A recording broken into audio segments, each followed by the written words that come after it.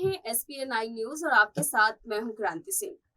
बिहार की राजनीति सभी को पता है, एक ऐसी राजनीति जहां पर सभी बुद्धिमान व्यक्ति जो है वो बुद्धिजीवी की तरह वहां पर अपनी चाल चलते हैं, जीत दर्ज करते हैं और सत्ता पर काबिज होते हैं।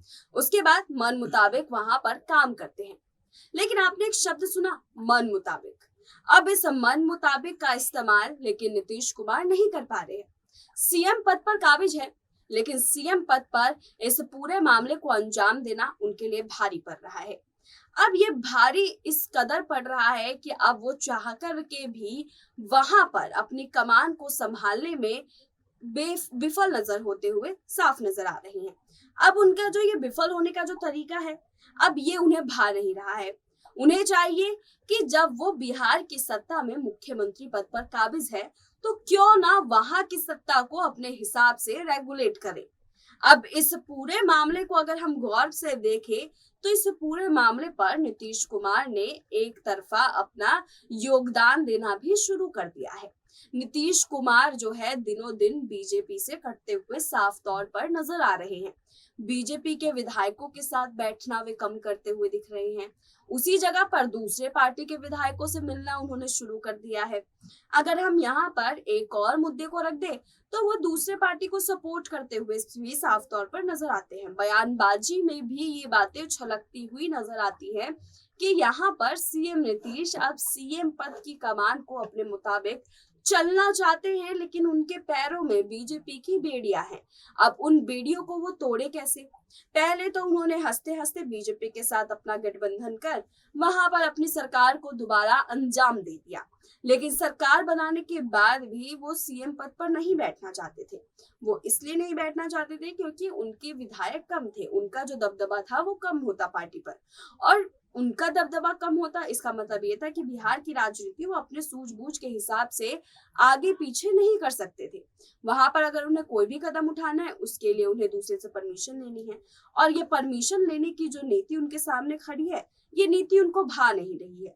अब इस पूरे समीकरण को हम एक दूसरे मुद्दे की तरफ देखें तो इस पूरे मामले में नीतीश कुमार जो है वो अब एक ऐसी भूमिका निभाते हुए जा रही है जो बीजेपी को एक खड़े रुतबे की तरह जो है वो साफ तौर पर चुनौती देने का काम कर रहा है। बीजेपी को भी ये बात जो है खल रही है कि आखिरकार नीतीश कुमार जो है इतने बागी तेवर क्यों धीरे धीरे अपनाते जा रहे हैं, क्यों वो बगावत के सुर जो है वो फूंकते हुए जा रहे हैं, क्यों वो इतने ज्यादा शांत हो चुके हैं कि एक ही बार में जब बोलेंगे तो ज्यादा जहर वाली भाषा का इस्तेमाल करेंगे। इन पूरे मुद्दे को लेकर के बीजेपी जो है वो सतर्क हो चुकी है, और उसकी सतर्कता को देखते हुए यहाँ पर जो फायदा उठा रहे हैं वो तेजस्वी यादव है। अब हमारे इस खास प्रोग्राम में तेजस्वी यादव की एंट्री हम इसलिए दिखा रहे हैं क्योंकि तेजस्वी यादव जब इस पूरे मामले में अपनी एंट्री ले चुके हैं, तो इस एंट्री पर काम करते हुए यहाँ पर नीतीश कुमार उनका सहयोग निभा रहे हैं।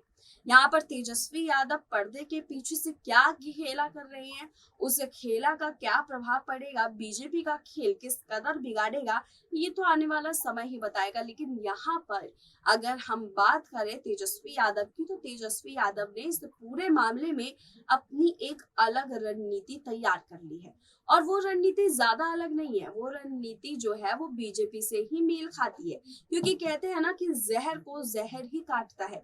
तो यहाँ पर बीजेपी की नीति को किसी भी क्षेत्र में फेल करना बेहद ही मुश्किल है, और इसी वजह से तेजस्वी यादव की जो तेवर है इन दिनों वो ये है कि चलो जहर को जहर से काटते हैं, यानी कि बीजेपी की नीति को काटना है तो बीजेपी की नीति ही अपना करके चलो। तो उन्होंने अपने सर पे बीजेपी का फंदा बांध करके अब चलना शुरू कर दिया है। अब वो भी लॉलीपॉप का चक्कर जो है वो चला रहे हैं। कयास कई लगाए जा रहे हैं कि पर्दे के पीछे से नीतीश कुमार को एक लॉलीपॉप का मंजर दिखाया जा रहा है, लॉलीपॉप जो है वो टेस्ट कराया जा रहा है, और आखिरकार क्यों ये लॉलीपॉप का टेस्ट जो है वो नीतीश कुमार को पसंद आ रहा है, इस पर भी कई सवाल खड़े हो रहे हैं। इन सवालों के जंजीरों में बंधे नीतीश कुमार अब किस तरफ जाए उनके लिए बड़ी समस्या है। उन्हें लग रहा है कि अगर वो यहाँ पर तेजस्वी यादव की तरफ अपने कदम करते हैं तो शायद उन्हें इस पूरे मौजों से बाहर निकलने का मौका मिलेगा। शायद वो सत्ता पर काबिज होने के बाद अपने मन मुताबिक जो है कार्य कर सकते हैं। लेकिन दूसरी तरफ बीजेपी भी देख रही है कि तेजस्वी यादव की जो चहलकदमी है वो इन दिनों बिहार की राजनीति में ज्यादा सक्रिय हो गई है।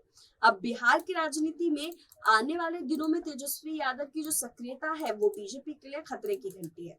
आपको बता दें कि बीते दिनों जो महाराष्ट्र की सियासत में उथल पुथल मचा, उसका खामियाजा जो है इस वक्त शिंदे गुट कहीं ना कहीं भरने को तैयार है, क्योंकि शिंदे गुट भी नीतीश कुमार की भूमिका निभा रही है। जैसे बिहार में नीतीश कुमार है, वैसे ही महाराष्ट्र में इस वक्त शिंदे है। शिंदे की राजनीति और नीतीश कुमार की राजनीति आपस में मेल खाती हुई दिख रही है और इस नीति का फायदा बीजेपी दोनों राज्यों में उठाती हुई नजर आ रही है। लेकिन यहाँ पर तो शिवसेना ने हार मान ली। यहाँ पर शिवसेना को हराना आसान था, लेकिन तेजस्वी यादव को हराना बीजेपी के लिए मुश्किल साबित हो सकता है। और वो कैसे? क्योंकि नीतीश कुमार जो है वो यहाँ पर तेजस्वी यादव का समर्थन करते हुए साफ दिखते हैं।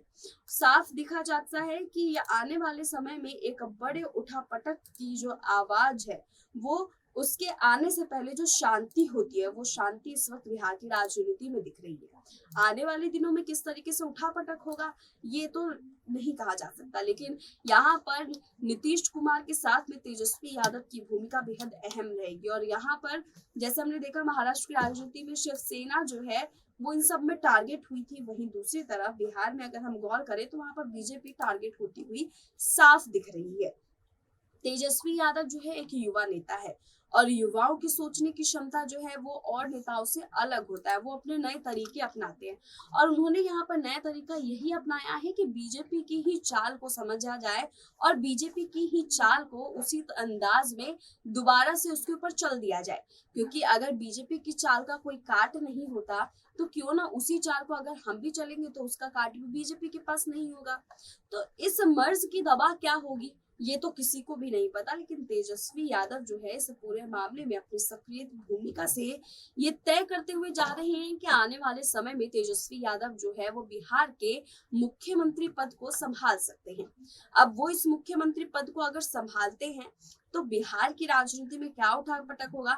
लेकिन यहाँ पर सवाल नीतीश कुमार को लेकर के बहुत बड़ा है कि नीतीश कुमार जो है जिस तरीके से सक्रियता तेजस्वी यादव के साथ दिखा रहे हैं, लेकिन ये सक्रियता अगर वो इसी तरीके से दिखाते रहे तो क्या इसका ये मौजू निकाला जा सकता है कि नीतीश कुमार जो है वो अपनी तरफ से खुद तेजस्वी यादव को आगे कर रहे हैं सीएम पद के लिए, क्योंकि उन्हें भी पता है कि तेजस्वी यादव के लिए सीएम पद जो है वो बहुत ज्यादा मायने रखता है।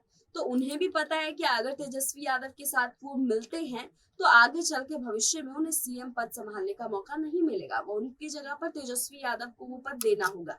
लेकिन हाँ, जो अभी बीजेपी भूमिका निभा रही है पर्दे के पीछे से, वो भूमिका नीतीश कुमार आगे जाकर के पर्दे के पीछे से निभा सकते हैं।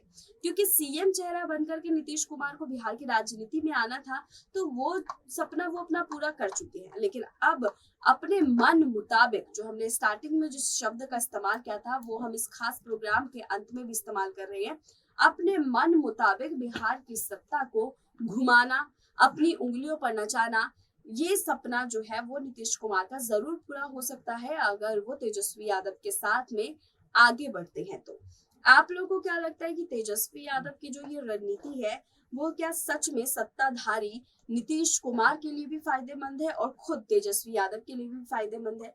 और क्या बीजेपी का काट यही है कि उसी के खेल को उसी के ऊपर वापस से चल दो तो फिर बीजेपी भी सिमट सकती है? क्या बिहार की राजनीति से बीजेपी बाहर हो जाएगी? ये बहुत बड़ा सवाल है। क्या नीतीश कुमार बगावती तेवर दिखा सकते हैं? क्या ये बगावती तेवर आने वाले दिनों में और भी ज्यादा उग्र होकर सामने आएगा? आप लोगों को क्या लगता है? आपको क्या लगता है कि नीतीश कुमार जो है वो शिंदे की भूमिका निभा सकते हैं? क्योंकि अभी सीएम पद को लेकर के शिंदे जो है वो नीतीश की भूमिका निभा रहे हैं।